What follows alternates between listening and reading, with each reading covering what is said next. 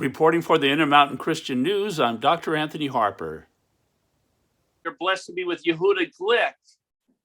Yehuda, thanks for joining me. I know that you've been a previous member of the Knesset. And so what is happening right now in Israel regarding International Holocaust Remembrance Day, and why is this day so important? Okay, well, as you know, the United Nations General Assembly designated January 27th as the anniversary, which was the anniversary of the liberation of the Auschwitz-Birkenau concentration camp as an International Holocaust Remembrance Day.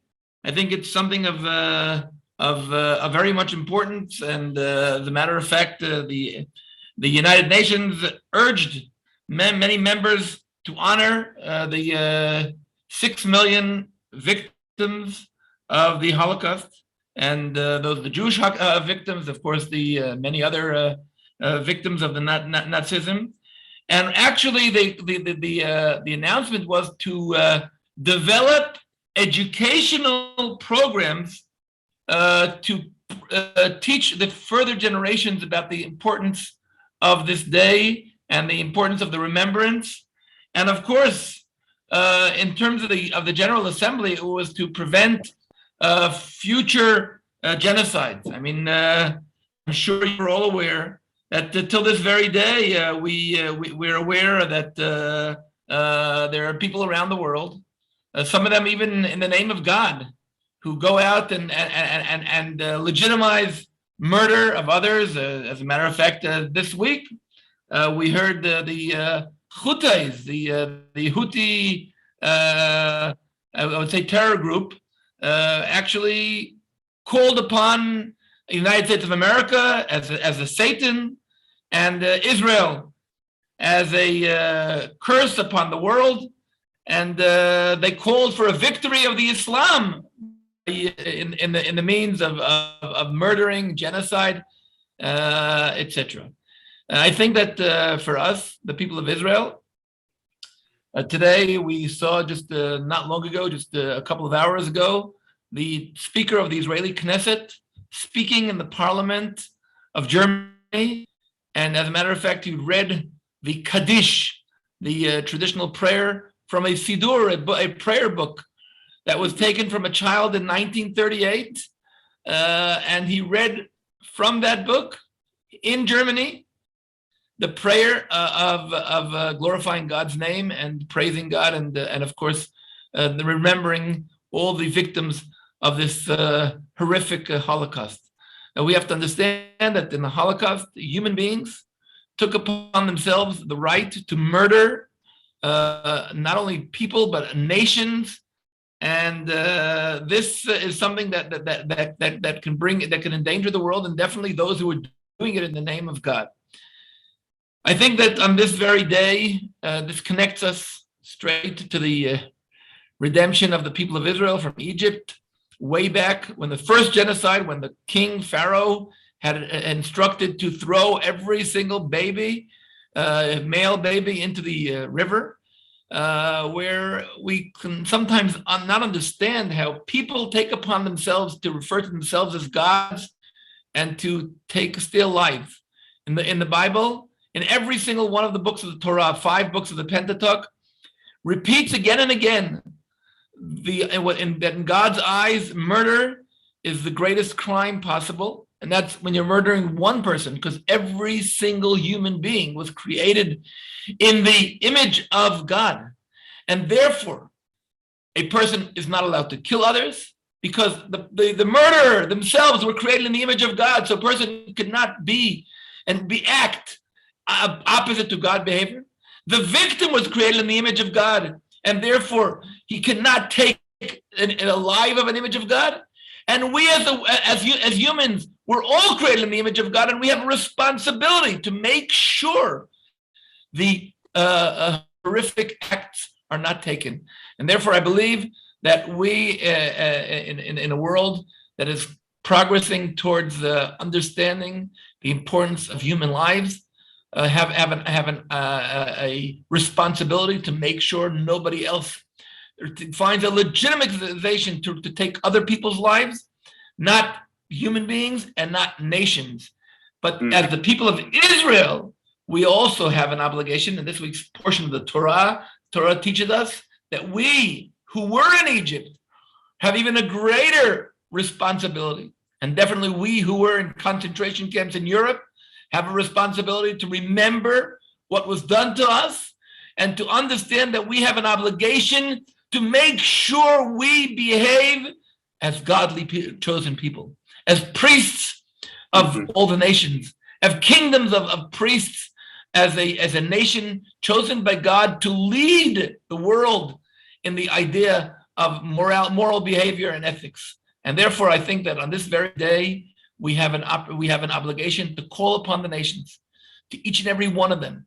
And we who were victims and we who were chosen by God to spread this message from the state of Israel, rebuilt in this time of redemption, we have a stronger obligation to wake up the world. And I'm happy that the state of Israel was the initiator of this decision by the United Nations. And I think it's very important and very significant, the fact that the United Nations took upon themselves, and that many countries, state leaders are following and using this opportunity to condemn, and not only to condemn, to totally outlaw any kind of anti-Semitic behavior, any kind of racist behavior. This is something that we have an obligation in this era to make sure it is totally removed from the table of this world. Well, Yehuda, I was wondering to know about how the God of Israel saved you from terrorists,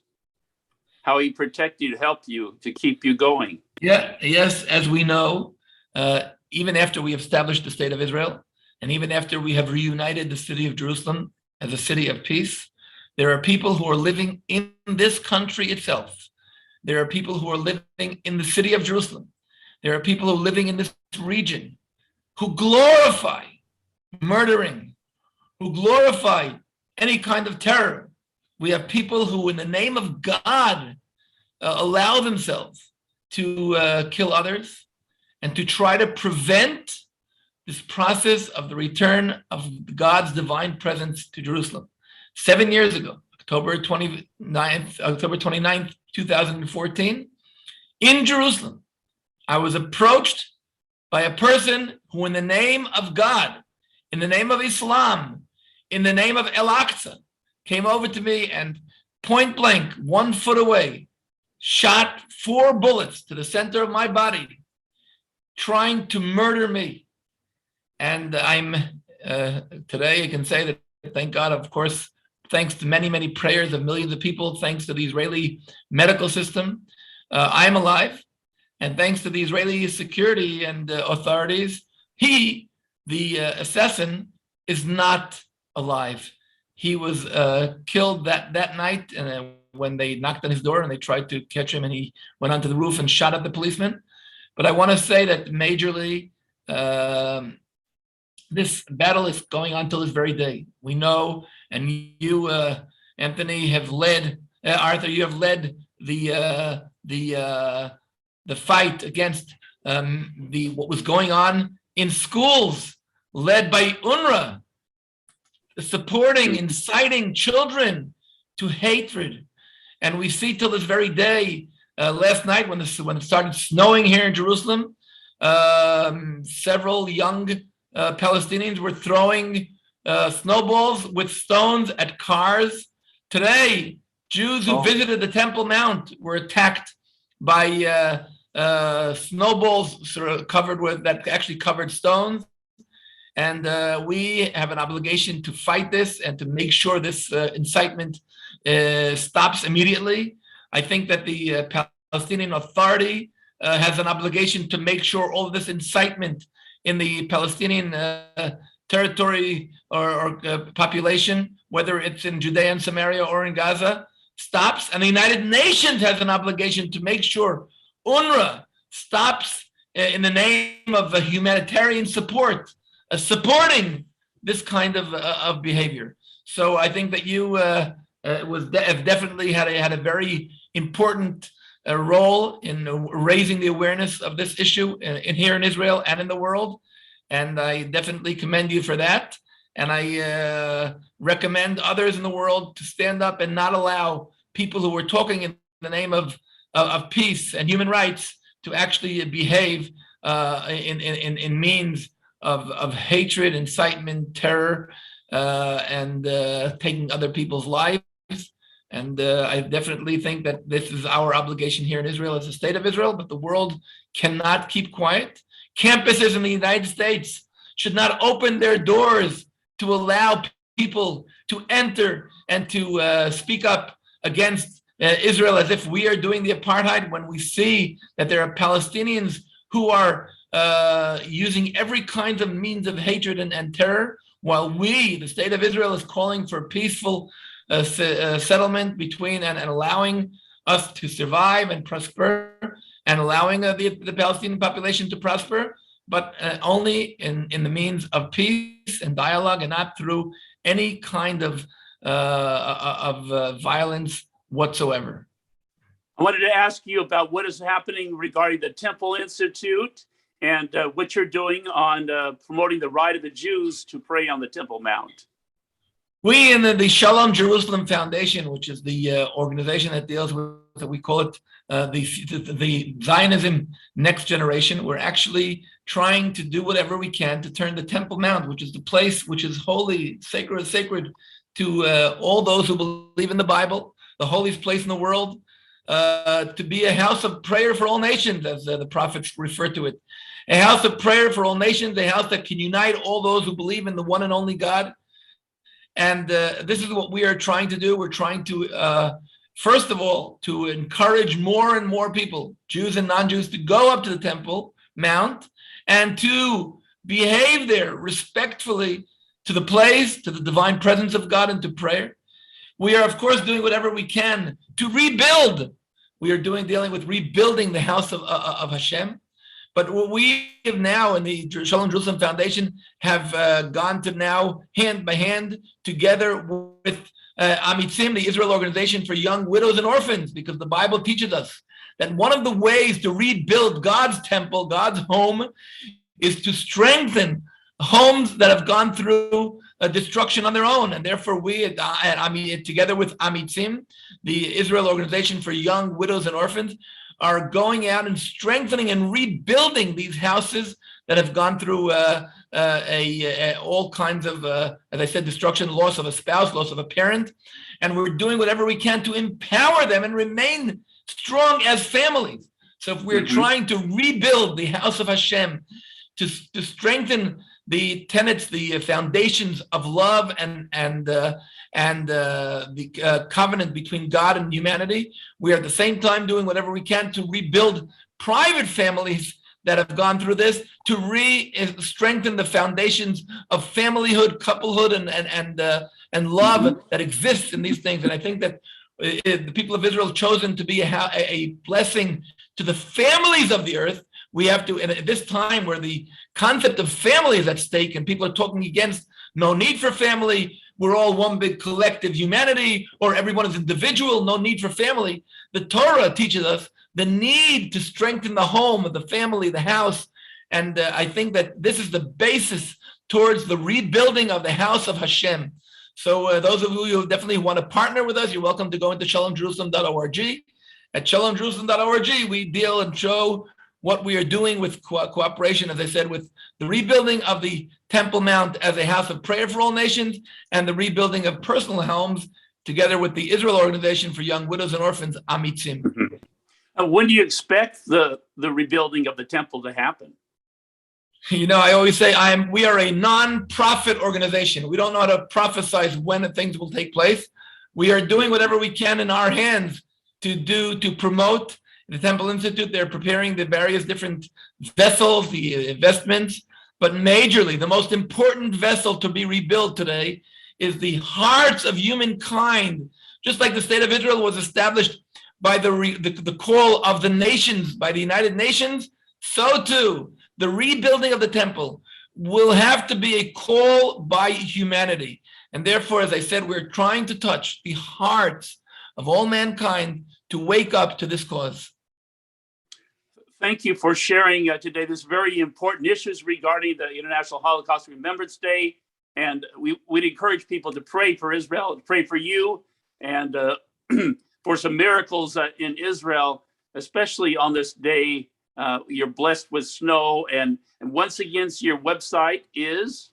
ShalomJerusalem.org. This is Rabbi Yehuda Glick from Shalom Jerusalem Foundation at ShalomJerusalem.org.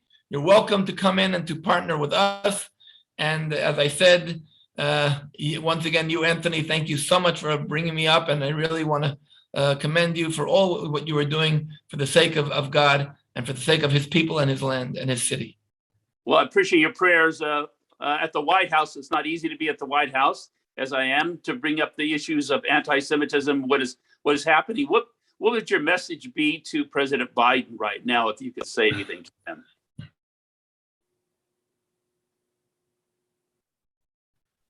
Look, things can change. Today we're marking teaches us that snow represents the white purity, and therefore things can change. Even red can become white. Sin can become purity. If we take the responsibility in our hands, we cannot look at evil. We cannot look at countries that represent evil, whether it's Iran or other countries that are calling for the erasing of the state of Israel from the face of the earth. We cannot be ignorant to these calls, and we have to refer to them what they are. And the Holocaust was the actions of human beings and of nations led by Adolf Hitler. Let his memory be totally erased. But this man led his people and led his country towards this dangerous genocide. And the same now today. At the time, many nations turned their backs on the people of Israel and ignored these calls. Today, no more. We are not allowed to allow this to happen. And therefore, we are not allowed to make any kind of agreements to give in to these countries that are trying to lead a policy of hatred and a policy of anti-Semitism and a policy of racism. And I'm calling upon the President of the United States of America. President, please, it's so important. President Biden, you are the leader of the democratic free world. It's your obligation not to be quiet and to make sure that you show and express these points quite clearly, and with that, not mumbling, that the United States will never agree to any kind of agreement that will give in to even the tiny little bit, to any kind of terror organization or country whatsoever. I know a lot of people are waiting for this administration, for the Biden administration, to show their support for Israel in every way to combat anti-Semitism in all of its forms. And thank you, Yehuda Glick, for joining me today. It's a blessing, and look forward to seeing you in Jerusalem. We've been blessed to be together at several events, and please pray for the peace of Jerusalem. Thank you, Yehuda. Shalom, shalom from Jerusalem.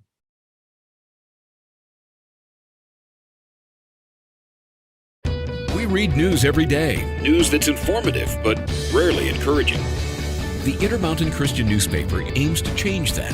They present the news you need to know, from what's going on in your community to your world, with encouraging words, motivation, and the resources you need to make positive changes in your life. What is your local government doing that you need to know about? What's happening in your community you need to be a part of? Whether it's a story from your neighborhood, a national story, or an encouraging word, you'll find biblical issues of everyday life in the Intermountain Christian newspaper. Intermountain Christian News is produced and supported by the work and donations of individuals and churches. You'll find it at churches, Christian bookstores, by subscription, and online at imcnews.org.